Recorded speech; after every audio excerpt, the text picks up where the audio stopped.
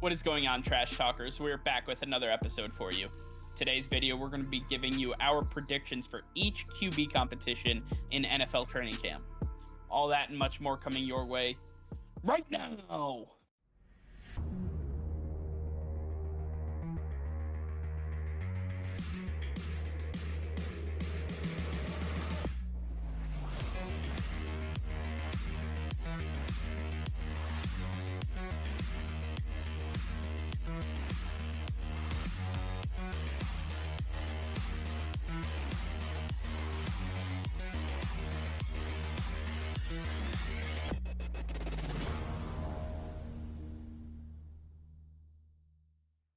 All right, Nick. NFL training camps are fully underway, and as we have discussed with all of these training camp storylines, there were a lot of repetitive themes, and usually around the quarterback position, but one specifically, QB competitions. And that's not new to this year, but it's new because this is the first time that our channel gets to cover it.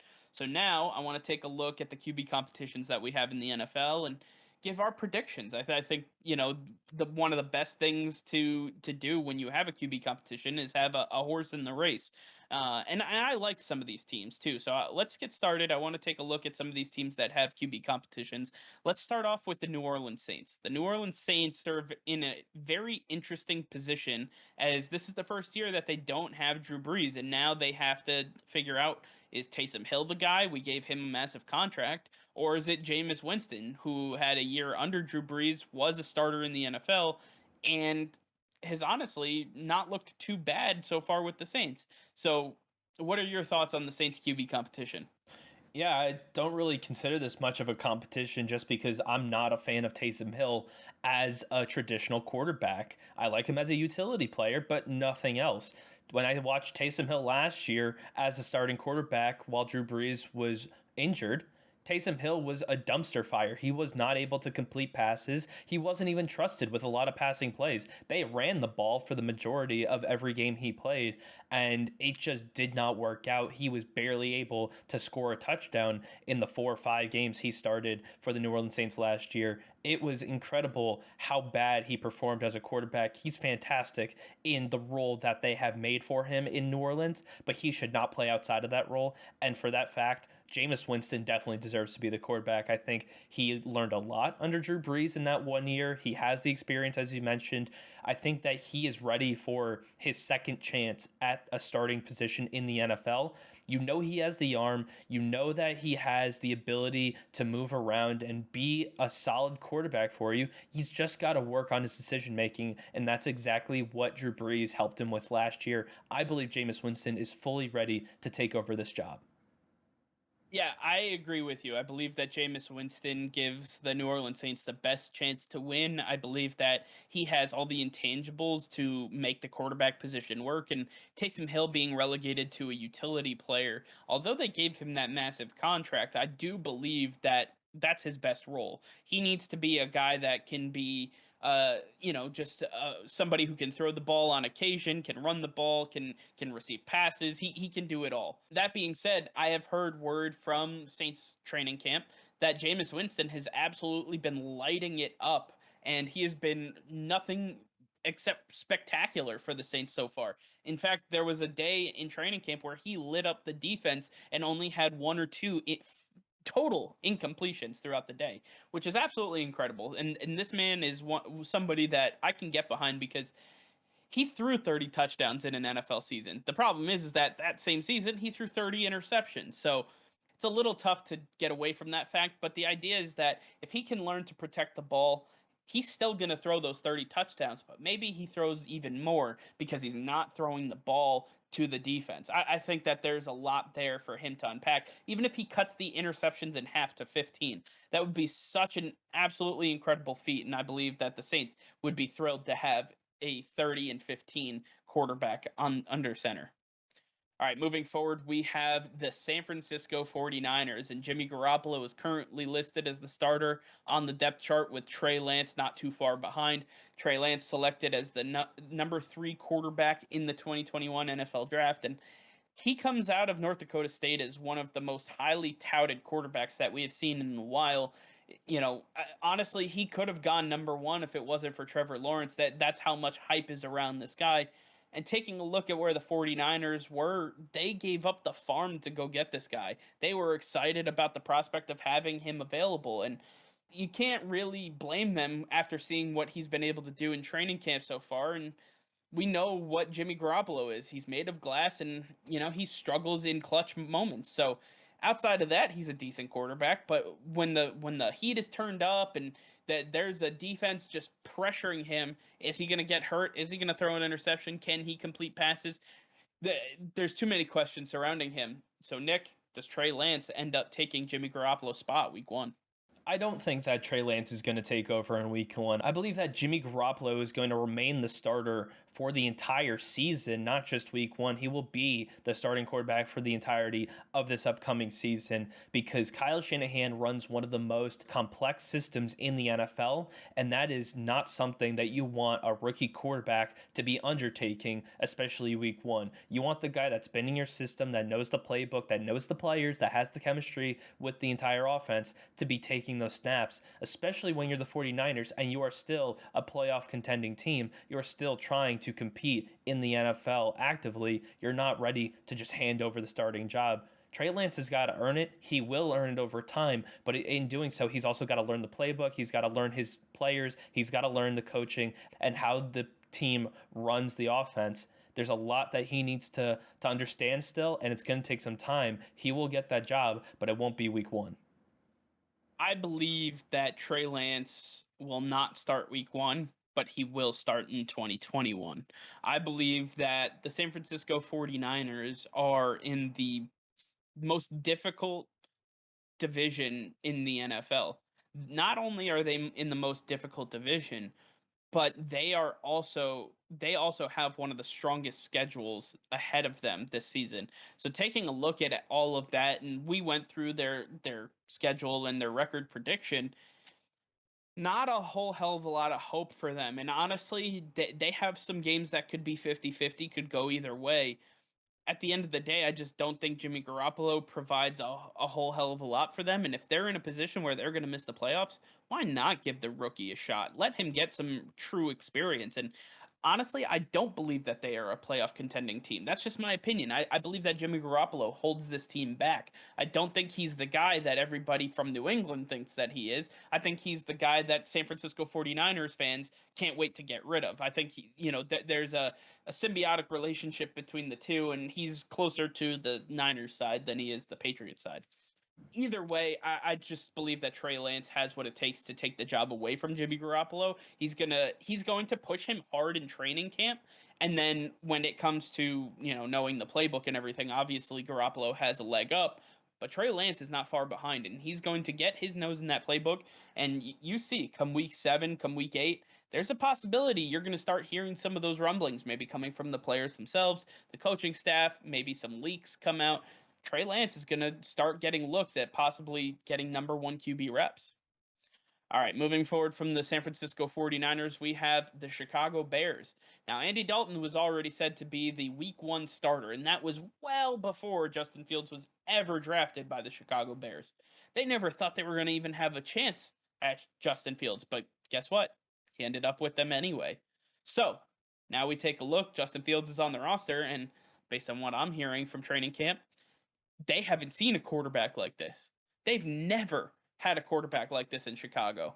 And he is just absolutely tearing it up. Just following ESPN's Louis Riddick, one of the guys that's been following Justin Fields since he got to Chicago. He can't stop praising this young man. And I believe Louis Riddick. I think he's got a very keen eye for talent. I think he is one of those guys that tells it how it is. And if he's blown away by this guy, I have to say that he's got to be pushing Andy Dalton for the starting job. And unlike with the 49ers, Andy Dalton doesn't come into the system knowing the playbook. He hasn't been a veteran in this system for too long. They just got him in free agency. Now Justin Fields comes in, and they're basically on the same playing field. I believe in my heart of hearts that Justin Fields starts week 1. You may think that, and Louis Riddick might like everything that he sees coming from Justin Fields. But I believe that Matt Nagy and Ryan Pace have both determined that no matter what, no matter how good Justin Fields looks. They will not start him week 1. They will wait until Justin Fields is fully ready to take over this team, because they saw what happened firsthand with Mitch Trubisky. They threw him in week 1 on his rookie year, and ever since then, he has let them down because he was overhyped coming into the season. He was taken ahead of Patrick Mahomes and Deshaun Watson, and he was thought to be the second coming of Tom Brady, but in reality, he's nothing of the sort. He was terrible, and it was all because he was rushed. You do not want Justin Fields to fall on his face, and you're going to continue to work with the veteran leadership, the veteran guy, Andy Dalton, no matter how much worse he is than Justin Fields. He is a guy that you can rely on to take the blow if the team isn't doing well, and he's the guy you can rely on to teach Justin Fields everything that he should be doing right. So I think there's a lot to look forward to in Andy Dalton, and it's not a bad thing that Justin Fields is not starting the season. I think that this is the right approach, and I expect this to be the approach for the Chicago Bears. Moving forward, we have the New England Patriots, and this is an interesting one because Cam Newton came into the season last year, no offseason during COVID. He got COVID, had no idea what the playbook was because he signed 2 weeks before the season. It was a whole mess, and obviously the Patriots had the most opt-outs. The whole gambit has been written for him. Now, this was his first offseason, and the Patriots drafted Mac Jones to be the quarterback of the future. With that being said, these two are competing every single day in camp, and they're pushing each other nonstop, left and right, left and right. And it just seems like if they're both on par with each other, Mac Jones is just one of those guys that you say, if he's on par with where Cam Newton is, why not give it to the young guy? Well, because Bill Belichick won't do it. I just know Bill Belichick way too well, being a Patriots fan myself, understanding what he's done the last 20 years. He doesn't like starting rookies at any position, let alone the quarterback position. I mean, when you take a look, obviously Tom Brady was at the quarterback helm for the better part of the last 2 decades. However, at this point, it just seems that Cam Newton's the guy he's going to roll with. And Bill Belichick has even said as much, naming Cam Newton QB1 on the depth chart. I believe that when it's all said and done, he's going to give Mac Jones the entire season to just sit back, understand the playbook, get to know Josh McDaniels, get to know this offense, work with the players that they signed this offseason, Jonnu Smith and Hunter Henry, Nelson Aguilar, Kendrick Bourne, so on and so forth. Get this offense down pat, and that way, when Cam Newton hits free agency next year, Mac Jones can step in and be the guy moving forward. If you've seen my approach throughout each of these teams, you'll realize I haven't taken a single rookie quarterback to start this season. And with my New England Patriots, I'm definitely not starting now. Mac Jones has shown a ton of potential so far in training camp, and I fully expect him to be the franchise quarterback for the Patriots moving forward. But Cam Newton is going to be the guy for the Patriots. He's not just QB1 on the depth chart. He's going to be QB1 for the Patriots the entire season. As long as he is healthy, he is going to be the guy leading this team. And he has looked even better this year than he did last year, and having Mac Jones push him is exactly what he needs, because Cam is an alpha, Mac is an alpha, and you need alphas to push each other. Mac is going to get the best out of Cam's going to get the best out of Mac. I fully love this. I expect that the Patriots are going to surprise every team this season. They are back to full strength, and I think no matter who the quarterback is, they are going to thrive, but I fully expect it to be Cam Newton leading the helm this season. Yeah, I'm going to throw another curveball at you. We talked about Cam Newton and Mac Jones. Well, how about Jarrett Stidham or possibly Brian Hoyer? I mean, they brought 4 starting caliber quarterbacks in, and the idea that Cam Newton is the only one shouldn't be thought of that way. So, do you believe that Stidham or Hoyer has a chance of beating out Newton? Are you seriously asking me if Jarrett Stidham or Brian Hoyer should be a starting quarterback in the NFL? We saw Brian Hoyer. We saw Brian Hoyer. Ask the questions.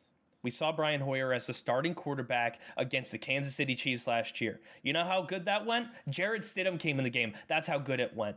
So I don't want to hear about either of those guys potentially being the starter for the New England Patriots. They shouldn't even be in the NFL, let alone on the Patriots roster right now. It's unbelievable that these two have a job playing professional football.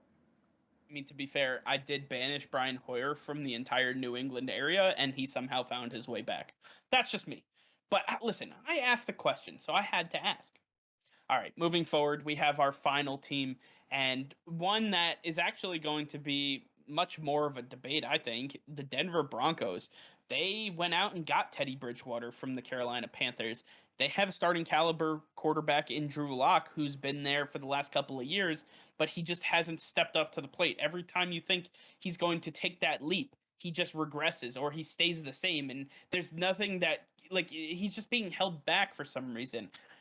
I think that when you bring in somebody like Teddy Bridgewater, you are truly leaving it up to a QB competition. It is whoever comes out on top. And Drew Lock already had the leg up with being in this system for as long as he has. Teddy Bridgewater comes in and he's full force trying to take this job away from Drew Lock. So Nick, I'll leave it up to you first. Who do you have in Denver?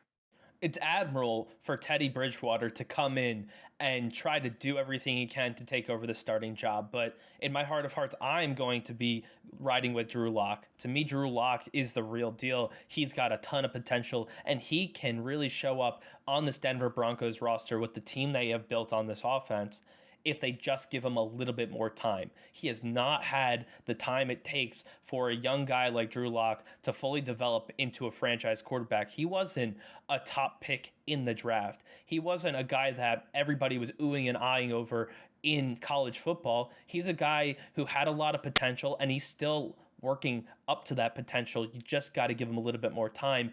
Drew Lock is the easy choice for me. I think Teddy Bridgewater is a great backup, but that's all he is a backup. Drew Lock has a potential to be great, and I am going to ride with the guy with that high of a ceiling.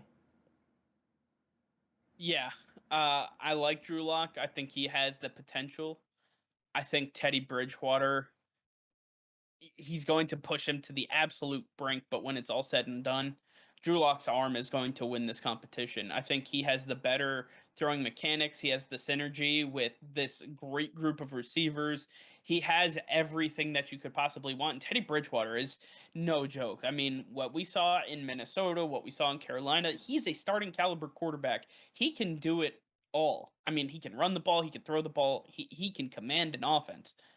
I think Drew Lock is still young. He's still impressionable, and I think this is the quarterback competition that he needs to really show his true colors. Because if he fails here, he's a career backup the rest of his career. If he excels here, he's got nothing but open road in front of him to lead this franchise to victory. They're in the division with the Kansas City Chiefs, but behind the Chiefs, there's opportunity to take over the Las Vegas Raiders, to take over the Los Angeles Chargers. Those are teams that are still working out some things. Now if you can get this quarterback position resolved, you worked on the defense all offseason. You got the offense ready a couple years ago. Let's get this thing moving. Let's get Drew Lock under center and let's get this offense really kicking, because at the end of the day, the Denver Broncos are a playoff caliber team if they have a quarterback that can not turn the ball over and can push the ball down the field. I truly believe in the Denver Broncos if they can get this quarterback position right. Absolutely. I think that the quarterback position is really the last hole on this team. You've got Cortland Sutton fully healthy. You got Jerry Jeudy in the draft last year. That's great. Melvin Gordon is your starting running back. That's fantastic. And the offensive line is finally getting under control. They're finally starting to hold up their blocks. This team is ready to go. The defense has been completely overhauled. I have a lot of faith in this team. It's just a time that one of these quarterbacks step up. I, like you, hope it's Drew Lock. I think that he has so much potential, and I want him to succeed in the NFL. Absolutely. I like Drew Lock a lot, and I hope to see some good things from him. But listen, if he's not willing to step up, Teddy Bridgewater definitely is. All right, well, that's going to do it for now. Thank you all for watching. Be sure to like this video and subscribe to the channel if you haven't already. Hit that notification bell. We go live every single day. That'll be all. Peace and love.